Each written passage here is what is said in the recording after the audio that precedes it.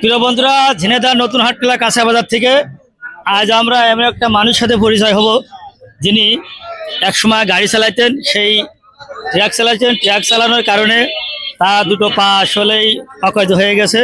ভাই আমার, ভাই আসসালামু আলাইকুম। ওয়ালাইকুম আসসালাম। কেমন আছেন ভাই? আলহামদুলিল্লাহ ভালো আছি। আপনি বর্তমান কি করছেন? এখন কাঁচামালের ব্যবসা করছি। কাঁচা ব্যবসা করছেন। জি। আপনার এই পা কাটলে কি হবে গাড়ি?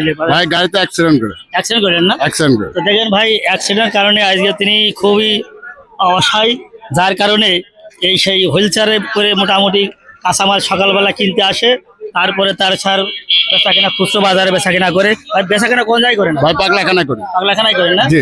ঠিক আছেন ভাই, একজন তার দুটো পা নেই, তবু তিনি কাঁচামাল ব্যবসা করে খায়। অনেক লোকের পা ভালো আছে, তবু তারা চুরি ডাকাতি আর রাহাজানি তারা ঘুরে বেড়ে খায়। আমি ভাইকে খুব পছন্দ করলাম। ভাই ফেসবুক বন্ধুদের কিছুটা বলেন আপনি।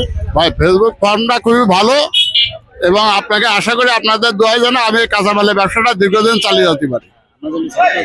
জসিম ভাইয়ের জন্য আশা করি আপনারা সবাই দোয়া করবেন আর সাবস্ক্রাইব করবেন, শেয়ার করে দেবেন। তো ভাইয়ের জন্য দোয়া করি, ভাইয়ের জন্য সুস্থ হবে ব্যবসাটা চালিয়ে যেতে পারে, তার জন্য সবাই দোয়া করবেন।